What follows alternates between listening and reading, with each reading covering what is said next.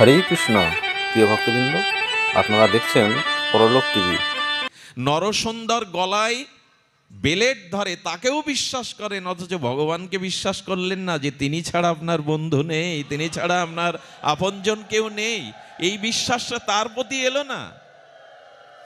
আসিনি বলেই তো ফেসে গেছি, আসিনি বলেই তো যম যাতনায় ভুগছি। সরিদাং সর্বভূতানাং জ্ঞাতামাং শান্তি বিশ্বতি। তাকে মেনে নাও। আচ্ছা, লক্ষ্য করুন তো, বন্ধুর কথা বাদ দিন, গর্ভধারিণী মা প্রসব আমাকে ভূমিতে আনলেন। ভূমিষ্ঠ হওয়ার পরে মায়ের কোলে থাকতে থাকতে যখন একটু বেড়ে উঠলাম, তখন মাও কি 24 ঘন্টা কোলে রাখতে ইচ্ছা করে? দিন বা রাতের কিছু সময় তাকে একটু ছেড়ে থাকতেও মার ইচ্ছা হয়, নিজের কাজ আছে তো। অত 24 ঘন্টা তাকে কাছে রাখতে ইচ্ছা করে না। যারা পরিণয় বা বিবাহ সূত্রে আবদ্ধ হয়, প্রথম কয়েকটা মাস, প্রথম কয়েকটা দিন তাদের স্বপ্নের ঘরে কাটে। মনে করে আমার জীবন সঙ্গী, আমার জীবনের একান্ত প্রিয়কে পেয়েছি। আর তাদের ভিতরে আবেশ থেকে যায়, কিন্তু অতিরিক্ত আবেশে স্ত্রী বা বর বা তার স্বামী দেখবেন মাঝে মাঝে বলবেন যে আমাকে আমার কাজ করতে দাও, আমাকে আমার সময়টা কাটাতে যাও, আমার কিছু জীবনের কাজ আছে। অর্থাৎ প্রেয়সী স্ত্রীর সাথেও তিনি 24 ঘন্টা থাকতে চান না, থাকতে পারেনও না। মায়ের সাথে তার শিশু সন্তান 24 ঘন্টা বুকে লেপ্টে থাকে না। কিন্তু গোবিন্দ বললেন 24 ঘন্টা নয়, অনন্ত জন্ম আমি তোমার মধ্যে একই সাথে রয়েছি, এক বিন্দু তোমায় আমি ছেড়ে যাইনি। আচ্ছা, ভগবান যদি বলতেন আমি 10 মিনিট তোমাকে ছেড়ে দিলাম, আত্মাটা 10 মিনিটের জন্য, আমি তোমার দেহ থেকে 10 মিনিট তোমাকে ছেড়ে দিলাম, বাঁচবো আমি বাবা? তে এমন ভগবানকে স্মরণ করবেন না? এমন ভগবানকে তার সাথে বন্ধুত্ব করবেন না? শ্রী গুরুদেব কেমন বন্ধু জানেন? আমি বহু বছর আগে বাবার আশ্রমে এসেছিলাম একবার শ্রী গুরু তত্ত্ব আলোচনায়। নির্মল দাদাজি ছিলেন প্রাতঃস্মরণীয় পরম বন্দনীয় ভাগবত আচার্য। কথাটি স্মরণ আছে। গুরুদেব কেমন বন্ধু জানেন? চক্ষু দান দিলা যেই জন্মে জন্মে, কথাটি কিন্তু 700 চিরন্তন সত্য, অগ্নির মতো সত্য। আমাদের শ্যামাচরণ লাহিড়ী, এই পশ্চিমবাংলার এক বিখ্যাত জ্যোতিষী, ত্রিকালজ্ঞ যোগী। তিনি যখন ইঞ্জিনিয়ারিং পাশ করে ওনার প্রথম চাকরি, প্রথম ডিউটি পড়ল দুর্গাপুরে, ডায়নামাইট দিয়ে পাহাড় ভাঙার জন্য। উনি কর্ম পরিচালনা করছেন, পাহাড়ের গুহা থেকে গুরুগম্ভীর এক আওয়াজ ভেসে আসছে, দুর্গা এদিকে আয়। সেই মধুর গুরুগম্ভীর কণ্ঠে কে যেন ডাকছে, দুর্গা এদিকে আয়। ওরা আমার নাম ধরে কে ডাকে? এত মধুর কণ্ঠে কে ডাকে আমায়? কণ্ঠস্বর অনুসরণ করতে করতে যখন গুহার সামনে গেলেন, বললেন গুহার সামনের পাথরটা সরিয়ে ভেতরে আয় দুর্গা। তাও গেলেন, গিয়ে দেখলেন এক জটাজুটো আচার্য বসে আছেন, একটি কুমণ্ডল, সামনে একটি আসন পাতা। দুর্গা, আমি চিনতে পারছিস? কে আপনি? কেন আমার নাম ধরে ডাকছেন? আমি তো জীবনে আপনাকে দেখিনি, পরিচয় নেই। বললেন এই আসনে বস, আমাকে স্পর্শ কর। যেই আসনে বসে স্পর্শ করেছে, এই মহা অনুভবের তার কৃপা শক্তি, সাধন শক্তি, মহিমা দিয়ে পূর্বজন্মের স্মৃতি ফিরিয়ে দিয়ে কি দেখলেন জানেন? উনি ওনার পরমাদ্য শ্রী গুরুদেব। গুরু শিষ্য এক জায়গায় বসে ভজন করছিলেন, মহাকাল এসে শিষ্যকে নিয়ে যায়। তাই আজও গুরুদেব আসন পেতে বসে আছে, আবার তুই আসবি, আবার তোকে কৃপা করে গোবিন্দের চরণে পৌঁছে দেওয়ার জন্য এখনো আমার কর্তব্য ফুরায়নি, তাই আমি বসে আছি। এই হলো শ্রী গুরুদেব। কে বন্ধু আমাদের? নিতাই স্বরূপে গুরুদেবই আমাদের বন্ধু, গোবিন্দই আমাদের শরীর বন্ধু, কেউ থাকে না। এই জন্য 24 ঘন্টা জীবের সাথে অন্য কেউ থাকে না, কিন্তু ভগবান আমার চিত্তে সর্বদা রয়েছে। এই জন্য বিশ্বকবি আক্ষেপ করে গেয়েছিলেন, তুমি মোর আনন্দ হয়েছিলে আমার খেলায়, আনন্দে তাই কেটেছে দিন হেলায়। আমি হেলায় কাটিয়েছি, আমার হিয়ার মাঝে লুকিয়েছিলে, দেখতে তোমায় পাইনি, আমি তোমায় দেখতে পাইনি প্রভু।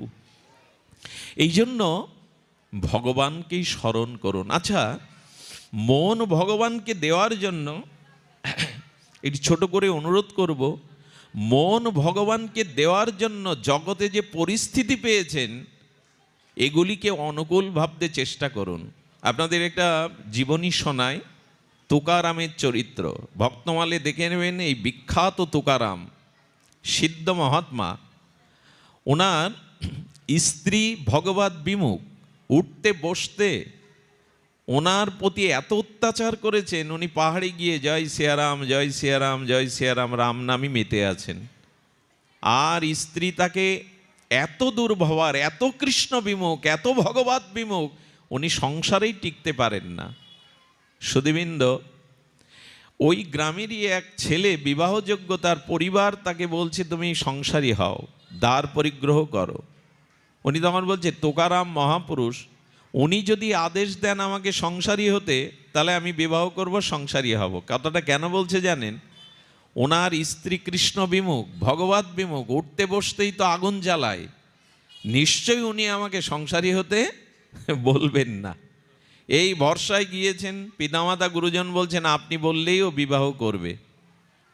আর বাবাজি তখন বলছেন, তুকারামজি বলছেন হ্যাঁ আমি আদেশ দিচ্ছি, দেরি না করে এই মুহূর্তেই তুমি বিবাহ করো। ছেলেটা চরণে পড়ে ব্যথা পেয়ে বলছেন, বাবা আপনি এত জ্বালায় জ্বলছেন আর সেই জ্বালার আগুনে আমাকেও ফেলার জন্য অনুমতি দিলেন। আমি ভেবেছিলাম মাতাজি বিমুখ আপনাকে জ্বালায়, আমাকে নিশ্চয়ই এই অনুমতি দেবেন না। কি বলল জানেন? খুব মার্মিক কথা, কথা নয় তো অমৃত, সিদ্ধান্ত মঞ্জুষা। তুকারামজি বলছেন দেখ, রাম ভগবানের কত কৃপা।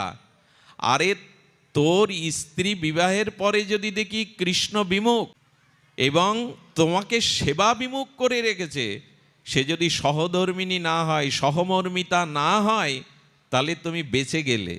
তাহলে কি বাজলাম? বলে আমি যেমন বেঁচেছি।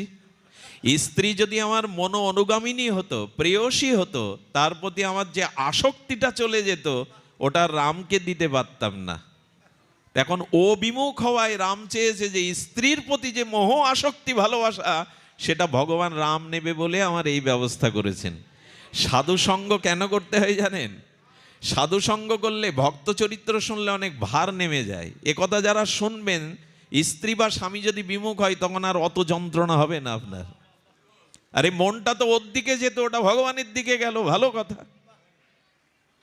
আর শোন, তোর স্ত্রী বিবাহের পরে যদি সহধর্মিণী হয়, লক্ষ্মী স্বরূপিণী হয়, সেবা পরায়ণা হয়, তাহলে তো ভালো হয়ে গেল, ভালো হয়ে গেল।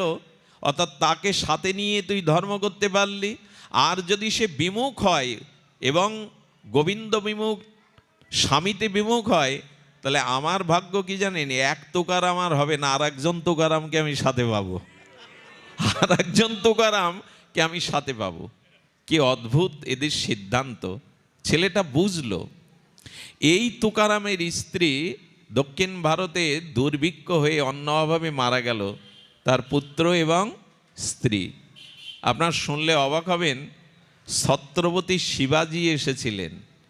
ছত্রপতি শিবাজি এসেছিলেন, ওনাকে উনি গুরুরূপ সম্মান করতেন। এসে শিবাজি এসে বলেছিলেন, তুকারাম হে মহাত্মা, আমি আপনাকে গুরুতুল্য সম্মান করি, আমি মন্ত্রীদের দিয়ে আপনার কিছু মুক্তা মোহর এনেছি, এগুলো আপনি স্বীকার করুন। অর্থ হবে আপনার স্ত্রী পুত্র দুর্ভিক্ষে অন্যের অভাবে মারা গেল, আপনি কিছু স্বীকার করুন। কি অদ্ভুত কথা শুনুন। তার আগে একটা সংকেত দিয়ে দিই, অর্থ যদি, যার অর্থ জীবনে আছে, প্রাচুর্য আছে, সম্পদ আছে, সে যদি গুরুগত প্রাণ না হয়, সাধু সঙ্গ না করে, অর্থ যদি ভগবত সেবায়, বৈষ্ণব সেবায়, মহৎ সৎ কাজে না লাগায়, ওই অর্থ তার সমস্ত পাপের মূল কারণ হয়ে দাঁড়াবে। এটা ভাগবত সংজ্ঞা। অর্থ যার আছে, ঐশ্বর্য যার আছে, সে যদি গুরুতে, বৈষ্ণবে, ভগবত সেবায়, সাংসারিক মঙ্গল কাজে অর্থ নিয়োগ না করে, সাধুসঙ্গ না করে, ওই অর্থই তার পতনের, পাপের মূল কারণ হয়ে দাঁড়াবে। আচ্ছা, আমি তুকারামের মুখ দিয়েই বলাই আপনাদের, ভক্তমালে নাভাজি গোস্বামী বলাচ্ছেন, আর তিনি ছত্রপতি শিবাজিকে বলছেন আপনি ক্ষমা করবেন, এ অর্থ আমি নিতে পারবো না, এই জন্য যে পাপের একটা মূল আছে, সেই পাপের মূলই হলো অর্থ। খুব ধ্যান দিয়ে শুনতে হবে কথাটি। পাপের মূল হলো, আচ্ছা পাপ গণনা যদি করি, কয়েকটা যদি গণনা করি, তাহলে কি কি আসবে? পিতামাতাকে সেবা না করা, পরস্ত্রীর প্রতি আসক্তি আসা, মদ, হ্যাঁ, জুয়া, এগুলি খেলা, এগুলো পাপের মধ্যে পড়ে কিনা? তো অর্থ ছাড়া এগুলি হয়? অর্থ ছাড়া এই কাজগুলি কারো দ্বারা হয় বলুন? কারো দ্বারাই হয় না। এই জন্য অর্থ আছে অথচ সৎসঙ্গ নেই, অর্থ আছে অথচ গুরু সেবায় লাগে না, অর্থ আছে মহতের সেবায় লাগে না, সৎ কাজে লাগে না, ওই অর্থ সমস্ত পাপের মূল কারণ হয়ে দাঁড়াবে। জগতের দিকে তাকিয়ে দেখুন, চারিপাশে তাকিয়ে দেখুন, এর জন্য ব্যাখ্যার প্রয়োজন নেই। এই জন্য বললেন আমি এই অর্থ স্বীকার করব না। তোকারাম বললেন, আচ্ছা আপনাদের মনে প্রশ্ন আসতে পারে, তাহলে যার অর্থ নেই তাহলে তো তার দ্বারা পাপ হবে না? বলে তা নয়। তোকারাম বলছেন যার অর্থ নাই তারও পাপ হতে পারে, কারণ যার অর্থ নাই তার পাপ হয় লোভের কারণে। ওর হলো, আমার কেন হয়নি? লোভের কারণে তার পাপ হবে। লোভ এবং অর্থ হলো সমস্ত পাপের মূল কারণ। এই দুটি যেখানে সদ্ব্যবহার নাই, এই জন্য অর্থ থাকলে কিছু দিন, গৌর গোবিন্দকে দিন, বৈষ্ণব সেবায় দিন, সংসারের মহৎ কাজে মঙ্গল কাজে দিন, নাহলে অর্থ কিন্তু অনর্থেরই কারণ হবে। এ কথা যে শুনিনি তা নয়, শুনেছি আমরা। তখন বলছেন আপনি এক কাজ করুন, আমাকে অর্থ দিতে চাইবেন কেন? আমি নাম রূপী পরম ঐশ্বর্য পেয়েছি, ভগবানের নাম। আমি যে ঐশ্বর্য পেয়েছি ভগবানের শ্রী নাম, এটি চোরেও চুরি করবে না, এতে কেউ হিংসাও করবে না। এই নাম আমার সম্পদ, এই নামই আমার পরম ধন। এই যে প্রেমকে, এই জন্য মহাপ্রভু পঞ্চম পুরুষত্ব প্রেম মহাধন বলেছেন। প্রেম ভক্তিকে মহাপ্রভু কি বলেছেন? প্রেম মহাধন। অর্থাৎ প্রকৃত ধন হলো প্রেম ও ভক্তি ভজন। এটি যদি থাকে কেউ ছিনিয়ে নিতে পারবে না, এটা কেউ ছিনিয়ে নিতে পারবে না। এই পরম ধন চোর চুরি করে নিয়ে যেতে পারবে না, এটা হিংসা করেও কেড়ে নেওয়া যাবে না। এটা প্রেম ও ভক্তি ধন, এটা পেয়েছি, আমার আর দ্বিতীয় ধনের আশা নেই। ছত্রপতি শিবাজি তখন বলছেন এক কাজ করুন, তাহলে আজ থেকে আপনি আমাকে শিষ্য করে নিন। আচ্ছা আপনার আমার কাছে কেউ যদি দেশের প্রধানমন্ত্রী, ছত্রপতি শিবাজি, যদি কোনো প্রধানমন্ত্রী এই জাতীয় ব্যক্তি এসে আমার শিষ্যত্ব হতে চায়, আমি কি ছেড়ে দেব? তখন বললেন না, আপনার গুরুদেব রামদাস বাবাজি জঙ্গলে আছে, ওইখানেই আপনি দীক্ষা নেবেন, আমি আপনার গুরু নই। দেখুন দীক্ষাটাকেও স্বীকার করলেন না। এনারাই হলেন জগৎকে দেখিয়ে গেছেন পথ। সম্পদ কোনটি, আগড়ে ধরতে হয় কোনটি, এরাই জগৎকে জানিয়ে গেছে মহিমা। দেখুন অনেকেই বলেন বাবা তুমি তো বলছো, তো এই যে বাবাজিদের এত অর্থ এত প্রাচুর্য, এগুলি অনেকে এরকম প্রশ্ন তোলে, বাবাজিদের যে এত অর্থ আছে তাহলে গিরিদের থাকলে দোষ কি? দোষ আছে শুনুন। এক সাধু বাবা, মা ওই বাচ্চাগুলিকে পেছনে একটু থামাও তো, ওই খেলা করছে যারা নাট মন্দিরে। বাবা আমি দেখছি বাবা। তো কি হয়েছে, সাধু রিজার্ভেশন কামরাতে 10টা ব্যাগেজ নিয়ে উঠেছে, আর ঘটনাক্রমে ওখানে একটা শেঠ অর্থশালী ব্যক্তি, ধনাঢ্য ব্যক্তি, সেও 10টা সংখ্যায় 10টা ব্যাগেজ নিয়ে উঠেছে। এখন অসাধু ব্যক্তি সাধুকে দেখলে তাদের আবার জিহ্বাটা ঠিক ঠিক থাকতে চায় না। তো সাধুকে বলছে বাবা পার্থক্য কোথায়, আপনার গৌরিক কাপড় আর আমার সাদা ধবধবে কাপড়, পার্থক্য কোথায়? যাচ্ছি বৃন্দাবনে, তা আপনার 10টা ব্যাগ আমারও 10টা ব্যাগ, পার্থক্য কি? সাধু দেখলেই তো কেউ এরকম একটু তোলে। বাবা ওই ব্যাগগুলো 10টা আমারও 10টা, পার্থক্য কি? শুধু কাপড়ের? সাধু বাবা কিছু বলছেন না। বলেন আজকালকে সাধুদেরও সম্পদ, শুধু আমাদের থাকলে দোষ। এভাবে বলতে বলতে বাবাজি তো একটা উত্তর দেবেন, রেল স্টেশনে এসে থেমেছে, বিরতি দিয়েছে। উনি বললেন বাবা একটু বাইরে চলুন না, হাওয়া খেয়ে আসি, গরম লাগছে। ওকে নিয়ে এক দোকানের সামনে গিয়ে জল কিনে ওকে জল খেতে দিয়েছে। আর জল খেতে দিতে দিতে ওনার পরিচয় জানতে জানতে ট্রেনের হুইসেল দিয়েছে। যেই হুইসেল দিয়েছে এই শেঠ ভদ্রলোক শিল্পপতি বলছেন আরে বাবা হুইসেল দিয়েছে চলুন তাড়াতাড়ি। ওনার হার্ট অ্যাটাক ধরেছে, বলবান সাধু। আরে একটা ট্রেন ছেড়ে দিলেও কি পরের ট্রেনে যেতে পারবে? বলে কি বলছেন, কি মূল্যবান জিনিসপত্র আছে আর আপনি ছেড়ে দিন, রেখে দিন। তো বাবা হচ্ছে যেতে দেবো না। তো ব্যাগ তো আমারও 10টা আছে, এত ব্যতিব্যস্ত হচ্ছে কেন? হুইসেল দিয়ে ট্রেন ছাড়ছে, আমার তো ব্যতিব্যস্ততা নেই। উনি আসলে রহস্যটা তখন বুঝতে পারলেন। আমি বলতে চেয়েছি, সাধুর কাছে যে সম্পদ আছে তাতে তার আসক্তি নেই, গৌর গোবিন্দ সেবার, ভক্ত সেবার জন্য রেখেছেন। শুধু আসক্তিটা না থাকলে হল। থাকুক, অম্বরীশ মহারাজের কম ধনপ্রস্তুতি ছিল, প্রহ্লাদ মহারাজ তো রাজাই হয়েছিলেন, ধ্রুব মহারাজ আসক্তি ছিল না। অশক্তি অনবিসঙ্গ। এই জন্য প্রশ্ন তুলবেন না সাধুর এত টাকা পয়সা জমি জমা কেন। ওইখানে ভেবে দেখুন উনি নিজের জন্য, ভোগের জন্য কিছু করেননি। আমরা এই প্রশ্নগুলো কূট বুদ্ধিতে তুলে বসি। প্রতিজন এই জন্য নিবেদন করব যে আমাদের উচিত হবে, নিতাই ছাড়া আমাদের বন্ধু নাই, নিতাই বিনা আমাদের কোনো বন্ধুই নাই। এটি আমাদের স্মরণে আনতে হবে, এটি আমাদের মননে আনতে হবে। আর এই মনন স্মরণ একমাত্র আসবে ভাগবত শ্রবণে। বাবা যে 1 মাসের ব্যবস্থা করেছেন এই কেশবব্রতের, এই আমাদের সনাতন বৈদিক সভ্যতায় কয়েকটি মাস বড় পবিত্র, দামোদর মাস, কেশবব্রত মাস, মাঘ মাস। বাবা এই ব্যাখ্যাগুলো করেছেন নিশ্চয় আগে অন্যান্য আলোচকরা। আমি কেশবব্রতের এই পবিত্র মাসে বলবো, আজকে যারা ভাগবত শ্রবণের সৌভাগ্যপ্রাপ্ত হলেন গোবিন্দ গুরু কৃপায়, এই ভাগবত সাধু সঙ্গে শ্রবণ ব্যতীত ছাড়া আমাদের কল্যাণের পথ, মঙ্গলের পথ, অত্যান্তিক শান্তির পথ খুলতে পারে না। একটা অপূর্ব দৃষ্টান্ত আপনাদের শোনায়, খুব মার্মিক দৃষ্টান্ত। আমাদের বৃন্দাবনে 84 ক্রোশে খুব ধ্যান দিয়ে শুনতে হবে, একটি বাক্য যেন আপনাদের কর্ণের বাইরে না যায়, হৃদয়ে প্রবেশ করে। এই আশ্রমে, রাধা মাধবের প্রিয়া প্রিয়তমের আশ্রমে এক বাবাজি মহারাজ বৈকালিক সময় পাঠ করতেন। উনি অনুভব বেদ্য মহাপুরুষ, ভজনানন্দী।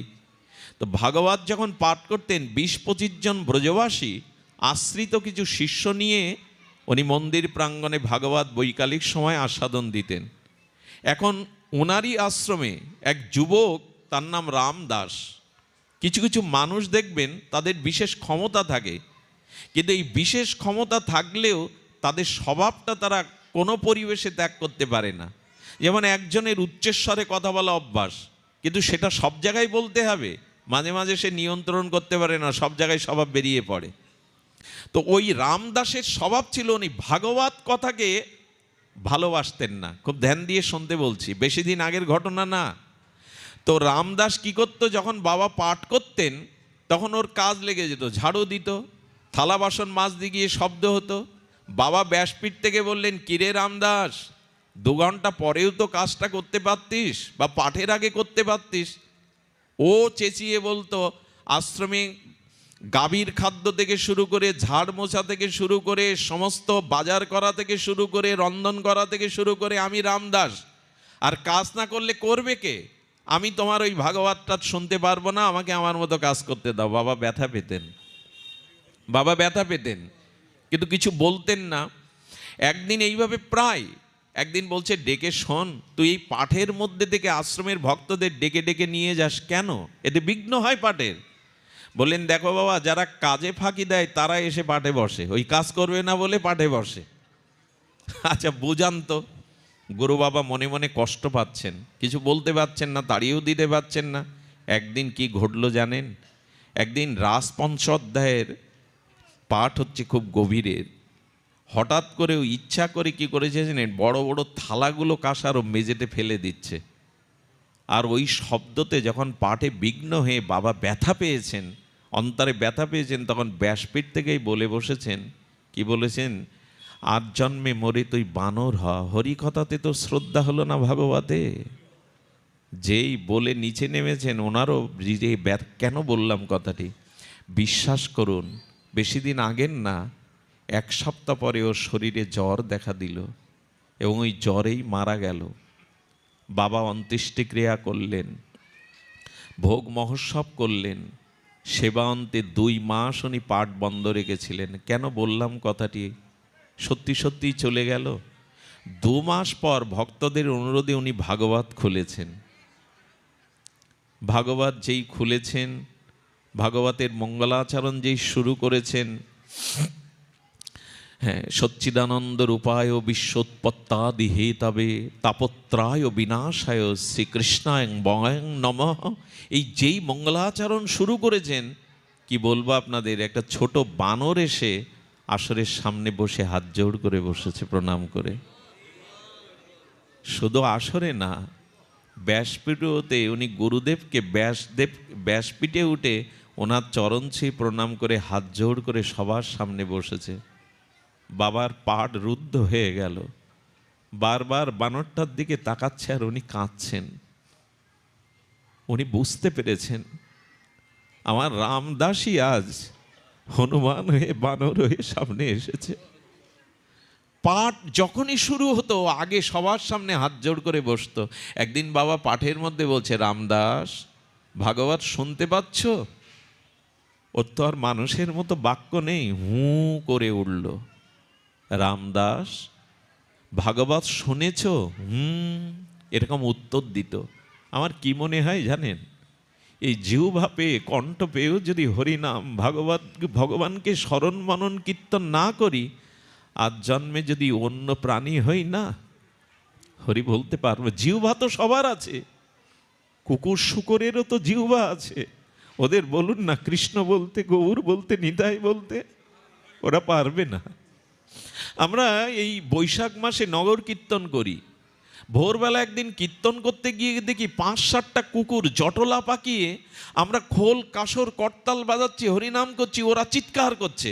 দেখবেন মাঝে মাঝে মায়েরা শঙ্খভু দিলে কিছু কুকুর আছে অনুকরণ করে, ও শঙ্খের অনুকরণ করে। আমি কুকুরগুলোকে দেখে কি শিখলাম জানেন? ওরা চিৎকার করছে আর বলছে, ওগো তোমাদের থেকে আমার কণ্ঠ আরো উচ্চস্বর, কিন্তু আমি তো তোমাদের মতো কৃষ্ণ বলতে পারছি না চিৎকার করেও। আমি তো চিৎকার করেও কৃষ্ণ বলতে পারছি না। ও মানুষ, তোমরা যারা হরি বলবার মতো জিহ্বা পেয়েছো, বদন পেয়েছো, বলো। আমাদের স্তরে নেমে আসলে আর কৃষ্ণ বলতে পারবে না, আর হরি বলতে পারবে না তোমরা। আচ্ছা, মানুষ না হয় হলাম, মানুষ না হয় হলাম, যদি বোবা হই, যদি চিরবধির হই, হরি তো আর বলা হবে না, নিতাই তো আর বলা হবে না। বাবা বলছে, রামদাস কৃষ্ণ কথা শুনছো, ভাগবত শুনছো? এই করতে করতে পাঠটা 6 মাস ধরে হয়েছিল। কি অলৌকিক ঘটনা! 6 মাস পাঠের পরে যেদিন ভাগবত বিশ্রাম দেবেন, 18,000 শ্লোক বিশ্রাম পাবেন। বিশ্রাম শ্লোক ভাগবতের নাম সংকীর্তনং যস্য সর্ব পাপ প্রণশনম প্রণম দুঃখ সমানস্তাং হরিং পরম। যেই ভাগবত বিশ্রাম দিয়েছে, কি বলবো আপনাদের, রামদাস ওখানেই দেহ ত্যাগ করে, ওখানেই রামদাস দেহ ত্যাগ করে চলে গেলেন। বাবাজি মহারাজ ডুবরে কেঁদে উঠলেন, রামদাসকে বুকে ঘরে, ওরে রাম, আমি বলেছিলাম তোকে বানর হ, তবে বানর হয়ে এসেও তুই ভাগবতে দেহ রক্ষা করে গোবিন্দ ধামে ফিরে গেলি রে। ভাগবত শ্রবণে তোর গতি হলো। আমার বলবার উদ্দেশ্য, বাবা মাসব্যাপী কেন ভাগবতের প্রচার করেছেন? অন্য কিছু করতে পারতেন। ভাগবতে যতদিন রুচি না হবে, হরি কথাতে যতদিন রুচি না হবে, ততদিন আমাদের কল্যাণ হবেই না। করি পুণ্যকর্ম করি, যজ্ঞ করি, তীর্থে যাই, এগুলি কবে সফল হবে? এগুলি কবে? এগুলি এর ফল কি? আচ্ছা, আমি দান করলাম, আমি পুণ্যকর্ম করলাম, আমি তীর্থ পর্যটন করলাম, যজ্ঞ করলাম, এগুলির ফল কি? আহা, ভাগবত যে অপূর্ব কথা বলে, এগুলোর ফল কি জানেন? এগুলির ফল হলো ভাগবত কথাতে রুচি। যদি ভাগবত কথায় রুচি না হয়, তাহলে জানবেন আপনি গত যত পূর্ণ করেছেন, দান ধ্যান করেছেন, যজ্ঞ করেছেন, ওগুলো এখনো ফলবতী হয়নি। হরি কথা শ্রবণে রুচি হলো পূর্ব জন্মের পুণ্যকৃত রাশির ফলাফল। ভাগবতী বলেছেন, সা বৈ পুংসং বিশ্বাসকেন কথা সুজা না উৎপাদায়েদ যদি রতিং শ্রময়ে বহি কে বলাম। আহা, ভগবান বলছেন, ভাগবতজি বলছেন, যতদিন হরি কথাতে ভাগবতে তোমার রুচি না হবে, জানতে হবে তোমার অন্যান্য পুণ্য কর্মগুলো বৃথা শ্রম মাত্র। এই জন্য ভাগবতে যাবেন, সাধুমুখে হরিকথাতে যাবেন, এছাড়া দ্বিতীয় কোনো পথ খোলা নেই। যতদিন ভাগবতে রুচি না হবে, এই রামদাস তার প্রমাণ। ও সব গুণ ছিল, কিন্তু ভাগবতে শ্রবণে রুচি ছিল না। বাবাজি মহারাজ যে মার ব্যাপী কেশবব্রতে এই করছেন, এটি প্রকৃত দান। আর এই টাকা দিন, টাকা নষ্ট হয়ে যাবে, বাড়ি ভেঙে যাবে, অর্থবিত্ত চিরদিনই থাকবে না, কিন্তু এই ভরিদা হয়ে ভাগবত কথামৃত যেগুলো আপনার হৃদয়ে যাচ্ছে, ভগবান বললেন সোনা যদি 500 বছরও মাটির নিচে রাখো ওটা নষ্ট হবে না। সোনা যদি মলমূত্রের মধ্যেও 50 বছর পড়ে থাকে, দুভরি সোনা মলমূত্রের মধ্যে থেকে 50 বছর পরে তুলে বিক্রি করলেও মূল্য দিয়ে দেবে, নষ্ট হবে না।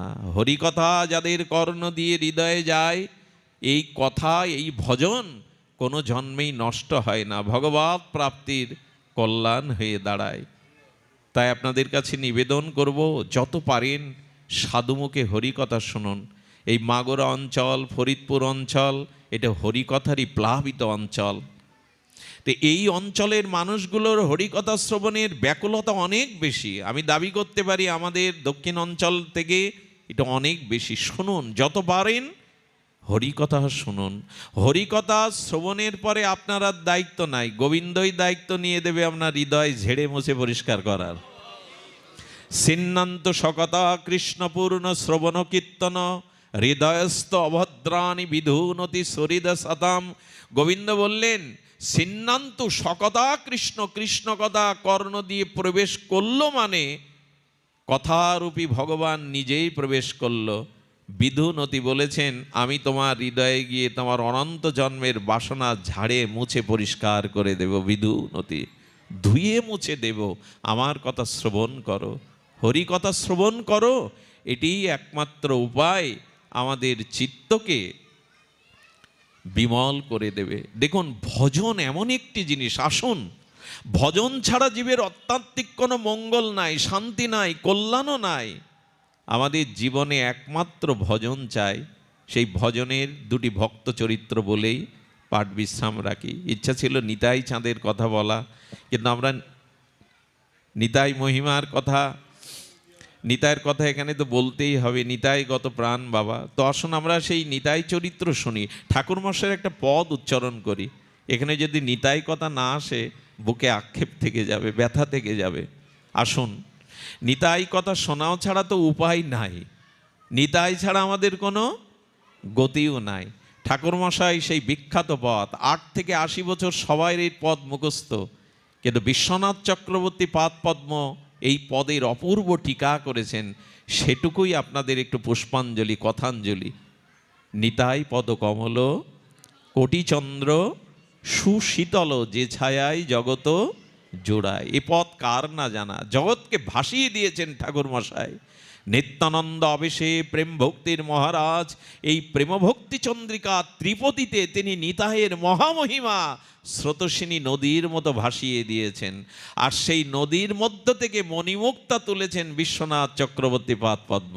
আহা, যেন রত্নাকরের মতো রত্ন তুলেছেন এই প্রেম নদী থেকে, নিতাই প্রেমের নদী থেকে। কি জানেন, ঠাকুরমশার এই পদে নিতাইয়ের চরণকে 3টি বিশেষণ দিয়েছেন, খুব অপূর্ব। কি বিশেষণ?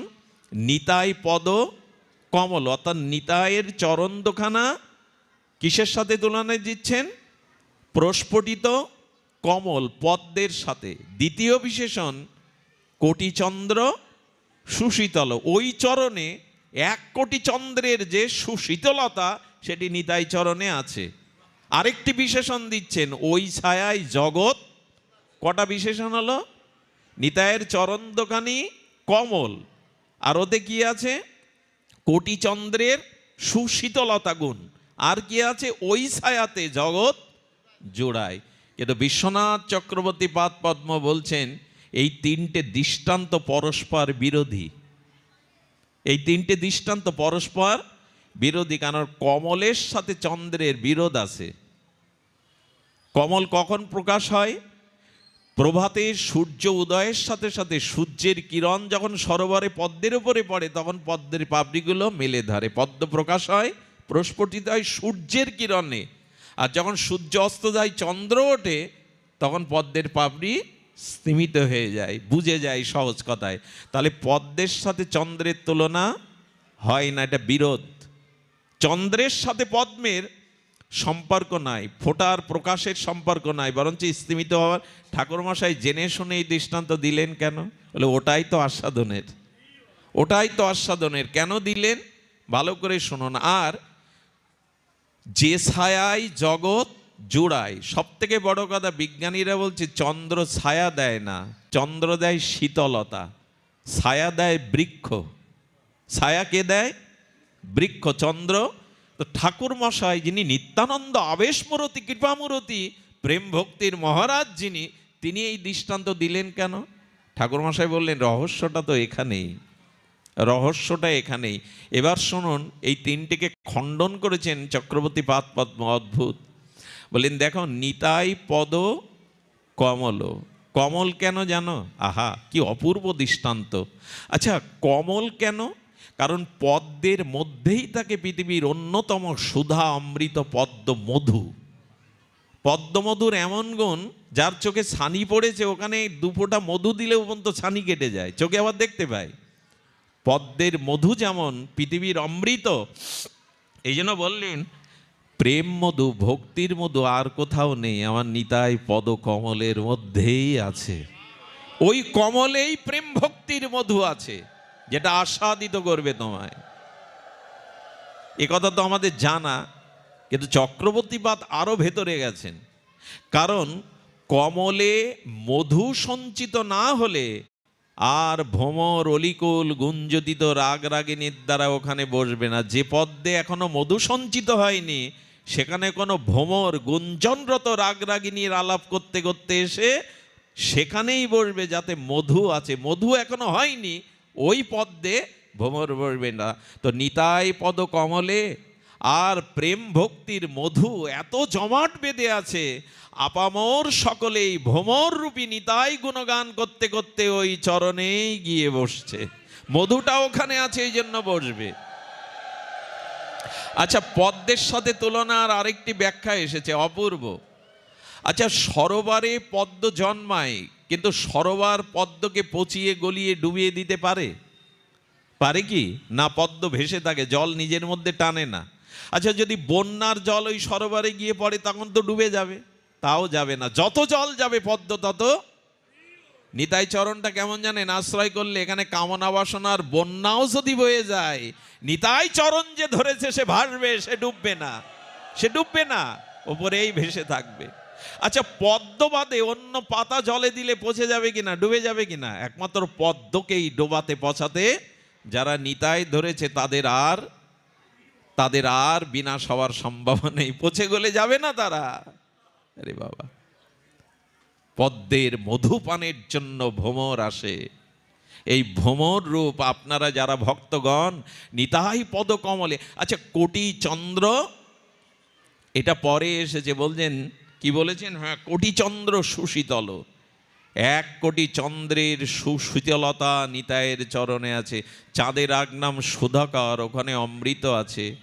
এই সংসার তাপে তাপিত পীড়িত স্খলিত পতিত জীবের নিতাই চরণেই কেবল আছে শান্তি সুধা।